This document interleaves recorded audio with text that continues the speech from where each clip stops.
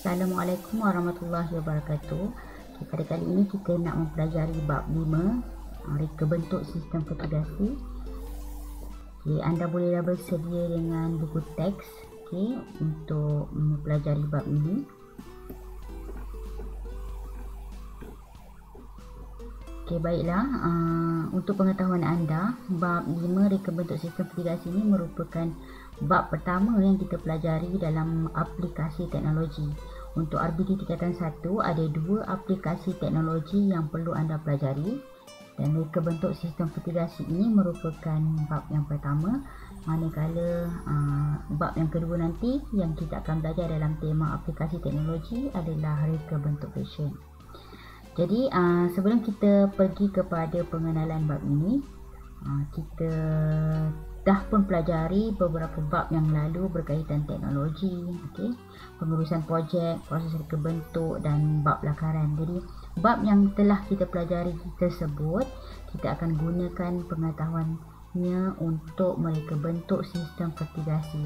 Jadi reka bentuk sistem fertigasi yang bakal terhasil, kita nak aplikasikan teknologi tersebut dalam pemasangan bagi sistem pengairan. Dan teknologi yang diguna dalam sistem fertigasi ini akan dapat meningkatkan hasil serta kualiti tanaman. Sistem ini lebih praktikal dan lebih sesuai dengan amalan pertanian masa kini, yang mana kita nakkan teknologi pertanian yang lebih sistematik.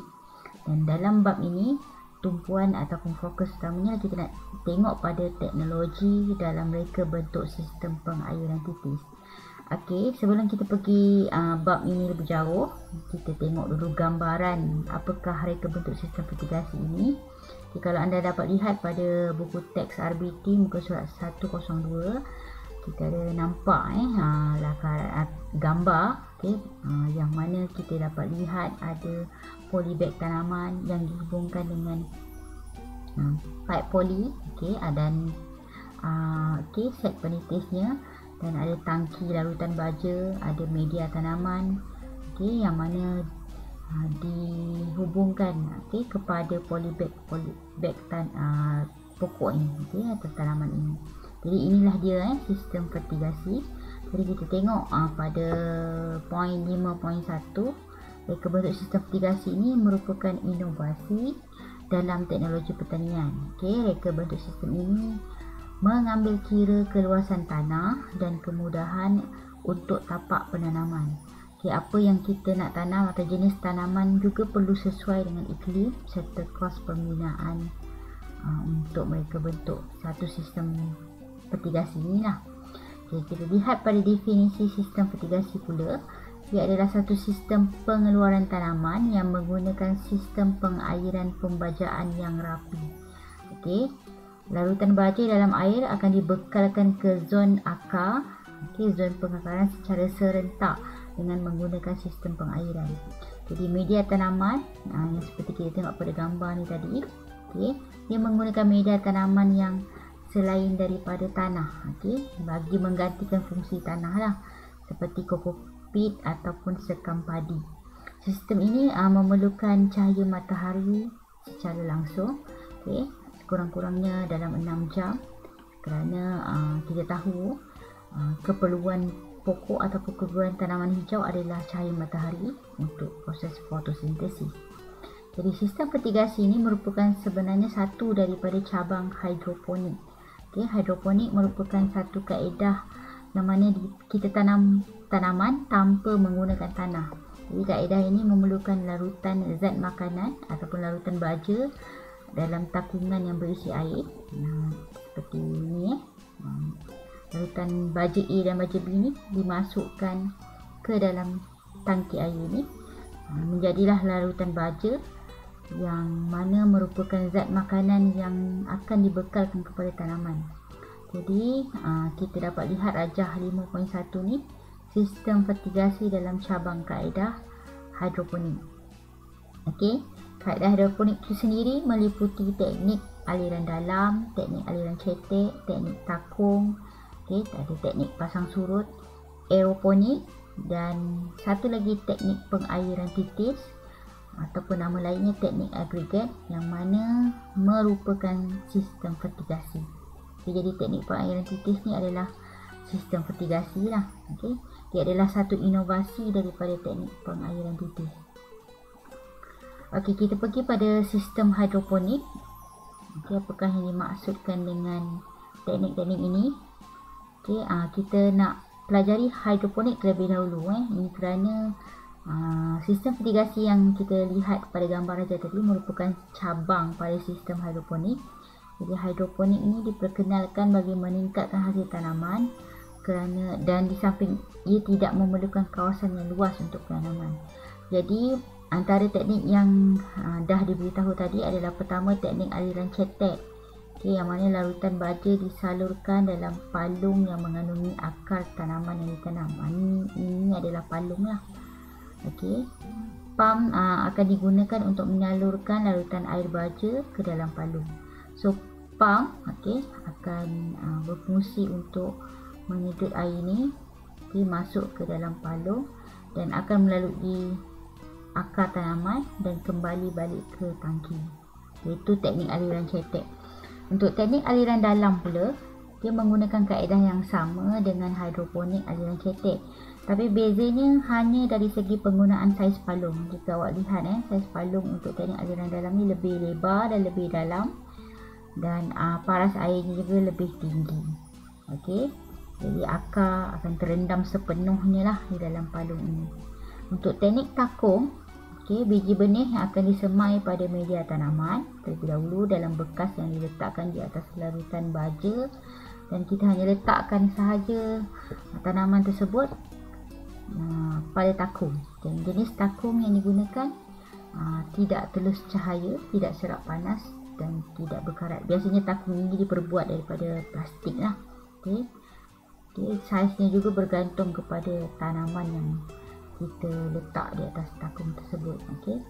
Teknik pasang surut, dia ada menggunakan alat pengatur masa untuk mengawal pengaliran larutan baja pada tanaman. Larutan baja itu akan mengalir ke tanaman, kemudian dia akan surut ke bawah serta masuk semula ke dalam takungan. Itu adalah teknik pasang surut. Kemudian kita tengok untuk yang kelima, iaitu aeroponik. Aeroponik ni melibatkan akar tanamannya tergantung seperti awak lihat pada gambar rajah ni. Dan bagaimana akar ini mendapatkan air ataupun larutan baja melalui teknik semburan larutan baja. So akan ada semburan seperti kabus yang menggunakan nozzle. Dia akan sembur kepada akar tanaman mengikut masa yang ditetapkan. So dengan cara ini akar akan dapat menyerap nutrien jugalah. Walaupun akarnya itu tergantung. Dan aeroponik merupakan salah satu juga inovasi terbaru dalam hidroponik. Dan yang terakhir, teknik pengairan titis yang mana kita akan mempelajari secara lebih dalam bab ini, iaitu teknik agregat ni ataupun inovasi dalam fertigasi. Inovasinya adalah fertigasi, dan ini merupakan yang antara ke-6 teknik ni. Teknik ini merupakan teknik yang paling berkesan kerana bekalan air dan campuran baja dapat disalurkan terus ke akar pokok mengikut masa yang ditetapkan. So sistem ini boleh diaplikasikan dengan menggunakan penitis. Penitis ini akan menyalurkan air melalui tube mikro yang disambung ke dalam polybag. Pita titis menyalurkan air melalui lubang-lubang halus yang berada di sepanjang pita tersebut. Apa yang dimaksudkan dengan ayat tadi adalah inilah. Ini adalah penitis, dan penitis ni akan dicucuk atau dimasukkan ke dalam polybag dekat dengan akar tumbuhan, akar tanaman, supaya penitis ini akan menitiskan air ataupun larutan zat makanan ke dalam polybag ni, untuk membolehkan akar menyerap larutan baja tersebut. Apakah tujuan menanam secara fertigasi ni? Fertigasi ni sebenarnya sesuai untuk tanaman sayuran yang berbuah seperti tomato, timun, cili, terung, melon, strawberry dan beberapa pokok hiasan lah. Tanaman tersebut merupakan tanaman yang bernilai tinggi dalam pasaran kerana contohnya sayur, dia lebih kepada keperluan makanan. Dan tujuan kita nak tanam tanaman-tanaman ni secara fertigasi, pertama sebenarnya kita nak elakkan tanaman ni daripada jangkitan penyakit bawaan tanah. Sebab tadi kita menggunakan media selain daripada tanah, jadi kita nak elakkan pokok-pokok ni tadi terkena jangkitan penyakit bawaan tanah yang disebabkan oleh kulat seperti Pythium fusarium, Rhizoctonia dan penyakit-penyakit layu bakteria yang lain. Yang kedua, memudahkan pengawalan serangga dan juga perosak tanaman. Dan ketiga, pemberian baja yang lebih berkesan kepada tanaman. Berbanding tanam terus di tanah, pemberian baja secara penitis ataupun melalui teknik pyretitis ni lebih berkesan kepada tanaman. So kita tengok kelebihan sistem fertigasi. Kelebihan menanam secara fertigasi adalah seperti yang awak boleh lihat pada buku teks ni. Pertama, penggunaan baja yang lebih cekap lah, kerana kadar 85% akar dapat menyerap baja berbanding dengan penggunaan kaedah baja tabu, yang mana hanya 30% sahaja. Dan yang kedua, penggunaan air itu lebih efisien, iaitu air terus diserap oleh akar tanaman. Ketiga, pembajaan dapat dilakukan serentak serta nutrien lengkap dibekalkan pada tanaman secara terkawal. Kerana apa? Kerana air dan baja ni bergabung sekali, kita campurkan. So dia dapat kita dapat melakukan teknik penyiraman dan pembajaan secara serentak. Begitu juga dari segi jumlah dan keperluan baja untuk tanaman. So kita akan sesuaikan mengikut peringkat umur tanaman tersebut. Yang keempat, menghindar masalah penyakit kerana menggunakan media tanaman dan persekitaran yang bersih. Mengatasi masalah tanah tidak subur, seperti yang saya telah beritahu tadi, penyakit bawaan tanah. 6. Masalah merumpai sangat rendah. Bila kita tanam di dalam polybag, kurang sikit pertumbuhan rumput ataupun rumpai, berbanding kita tanam di tanah. Dan kos operasi seperti penggunaan air, baja dan tenaga buruh dapat dikurangkan kerana teknik pengiratitis ni kita menggunakan operasi ataupun kita menggunakan sistem elektrik. Jadi kita tak perlukan sangat tenaga buruh untuk pembajaan ataupun menyiram pokok, kerana kita menggunakan teknik pengiratitis tu tadi. Dan yang ke-8, sure ataupun teknik ini akan meningkatkan hasil tanaman. Di kaedah penanaman fertigasi di Malaysia, kita boleh lihat seperti pada gambar rajah ni, dia ada menggunakan dua kaedah penanaman, iaitu penanaman struktur perlindungan hujan iaitu SPH dan penanaman tanpa struktur perlindungan hujan ataupun dibangunkan secara terbuka. So kalau awak lihat di mana-mana kawasan yang berada di Malaysia, sekiranya awak ada nampak awak lalu di kawasan tersebut, awak boleh lihat, contohnya awak lalu di Lebuh Raya, so awak boleh nampak tanaman tu berada di bawah ataupun di dalam kanopi seperti ini. Ini sebenarnya adalah satu penanaman menggunakan struktur perlindungan hujan. Kenapa nak gunakan struktur perlindungan hujan SPH ni? Supaya nak lindung tumbuhan daripada hujan lebat dan pancaran cahaya matahari yang begitu terik.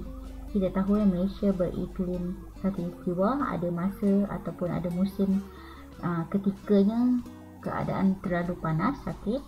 Dan bumbung SPH ni biasanya diperbuat daripada bahan plastik yang mempunyai lapisan perlindungan UV. Jadi rangka bumbung biasanya boleh guna kayu, paip besi, plastik atau bahan-bahan kukuh yang lain.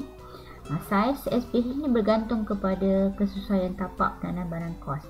Jadi tentulah sekiranya kawasan itu lebih besar, maksudnya menggunakan kos yang lebih tinggi lah. SPH ni dia akan berkesan sekiranya jaring kalis serangga dipasang sebagai dinding, bagi nak kawal serangan serangga kerosak.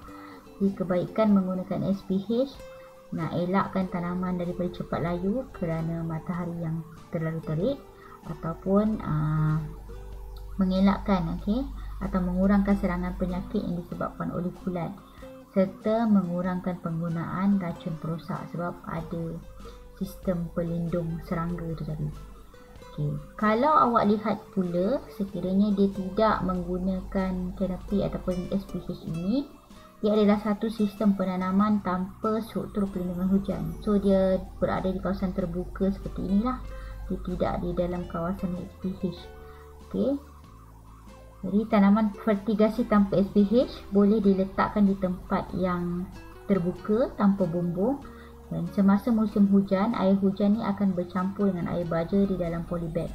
So ini akan mengakibatkan kandungan baja dalam media tanaman menjadi cair, dan penanam perlu menggunakan racun kulat dan racun serangga untuk melindungi tanaman mereka daripada serangan penyakit.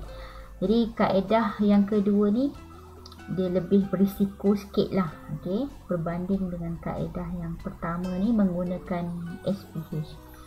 Sebab untuk sistem terbuka ni dia terdedah kepada cuaca panas terik dan juga keadaan bila hujan lebat. So kita boleh tengok yang terakhir, jadual 5.1 ni jadual perbandingan sistem fertigasi dengan konvensional. Konvensional ni bermaksud sistem tanaman biasa lah yang menggunakan tanah, manakala sistem fertigasi adalah teknik pengairan titis yang tidak menggunakan media tanah.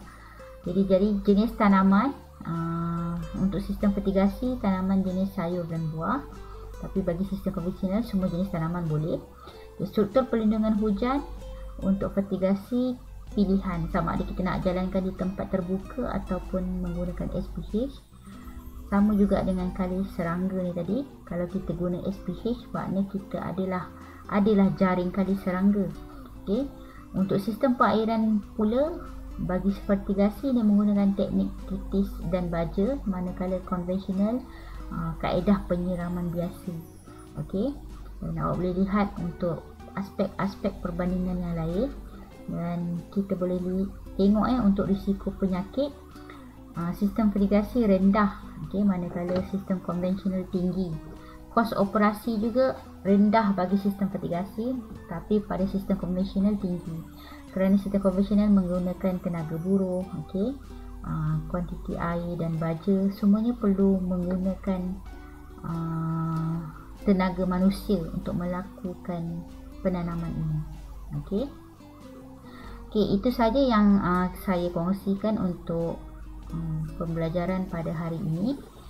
Kita dah berkenalan dengan aspek-aspek pertama tadi, definisi fertigasi. Yang kedua, sedikit pengenalan berkaitan dengan hidroponik dan teknik-teknik yang ada dalam sistem hidroponik itu sendiri. Kemudian kita telah belajar tujuan menanam secara fertigasi dan kelebihan sistem fertigasi itu, serta dua kaedah penanaman fertigasi, iaitu menggunakan SPH ataupun penanaman tanpa menggunakan SPH. Dan yang terakhir kita belajar tadi baru sebentar, perbandingan sistem fertigasi dengan sistem konvensional. Jadi tolong buat bacaan selanjutnya selepas penerangan ini supaya anda lebih faham dan dapat membuat nota dalam bentuk peta iting di buku nota RBT anda.